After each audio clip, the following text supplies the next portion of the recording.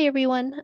So today we're going to be presenting the fourth progress report of our chatbot. We finally got the web interface to work, and Colin is going to explain more of how that works and how that looks. So The web interface is comprised of two parts. There is one front end and one back end. The front end was built using React, and the back end is built on Node.js. As we can see right now, we're looking at server.js, which is our backend. If you go to the top of the file, you can see that we're using a Express for like connection, and we're also using MongoDB for our database to store all of the discussions. We have a discussion schema, which is basically how we are gonna like store our data into the database. And above is just some like connection code, basically trying to connect to MongoDB. And if it is successful, it's gonna output a message in the backend terminal. So we have a few different API routes. This one, it basically is trying to fetch the discussion items from MongoDB. And once it fetch the items, it's gonna display them on the web. And if we go down, there is another get API for this one. This one we get the element by ID. So the above one basically gets all of the response, but this one is for getting the detailed content for one single discussion. That is when we click the title of a discussion and go into the details. This is going to get us the details of each discussion. We have this helper function, get AI response.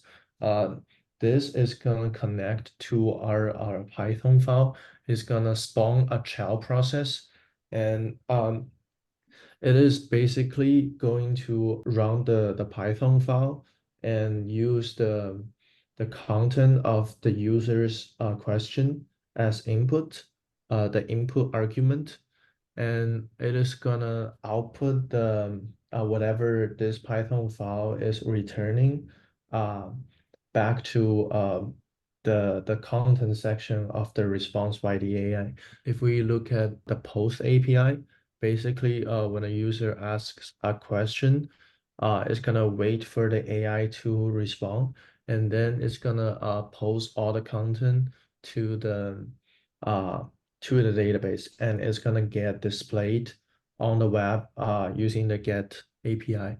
And we can see we have a user which is ETA, our electronic TA, and we have this very nice profile picture for him, which we're gonna see later once we open our front end. And after that, we are gonna run our backend as server 3800, and it's gonna output a message saying our backend has been running successfully. Now we can see that it's been running on server 3800, and it has successfully connected to MongoDB, and we're like displaying a sample message from the database just to check that it is actually working. And after talking about the backend, now let's talk about front end. So we are going to go to this chatbot React folder. So this is the main file for our front end, and this is a React app. And on the top, we can see that we have imported a lot of components for a different part of the web, but this is gonna be the main file. And what this does is that it both connect to the backend using an API port, and it also structures the layout of the file. So we can see that on top, we have this response, which is going to be the response once we connect to the backend. And it is going to set the discussion items to become whatever is stored inside the database, which is gonna be transferred to backend and then transfer here to front end. And at the bottom, we can see that we have returned a JSX file, which is going to be the basic structure of our web. we can see that we have a new discussion model on the top. For that one, that's gonna be the button that when you click it, it's gonna open up a model for you to adding the topic and the content of the question you have for your TA. And in the bottom, right up on the bottom of that, we have a forum list, and that's gonna be on the left side of the web, and it's gonna display like basically the title, the user profile picture, and the first two lines of the content of the question. And we can see that for that one, we have discussions equal to discussions, and the discussion is generated from the response that it gets from the backend.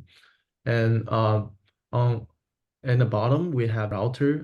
It's gonna display one of the two items. It is either going to display a welcome message, including some welcome text, and also a very nice logo that we designed for our ETA, or it is going to display the discussion details in the bottom. So whenever a user clicks a discussion title in the discussion forum section, it is gonna display the discussion detail on the right side, which is the main side of the screen, instead of the welcoming message.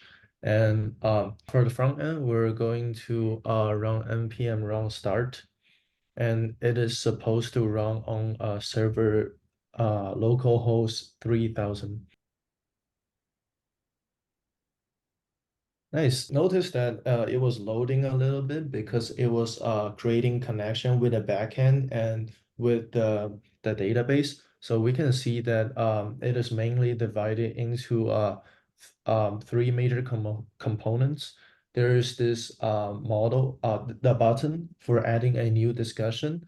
And there is also the forum list on the left side, which display the abstract of each one. And if we click on any one of them, we can see on the right side that it has the discussion details.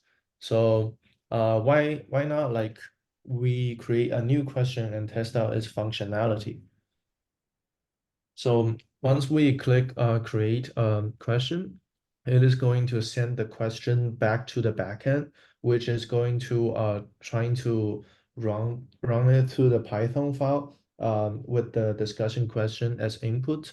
And once it finishes running, it's gonna return it back to the front end. So now we see that after a few seconds, it outputs the message. So this is basically our structure is that we have a front end, a back end, and also the Python file for connection with OpenAI. We also have the database, which is basically in parallel with the Python file. So the data is going to be transferred in this way. Once the user clicks the submit button, which is going to create a post.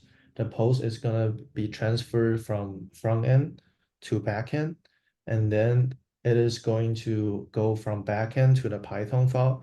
And after the Python file process the data and returns the output to the backend is going to send this data along with the message the user created to the database, and the database is going to send the data back to the backend, which is going to be eventually displayed on the front end. And that's why it is taking some time after you create a message before you see the reply.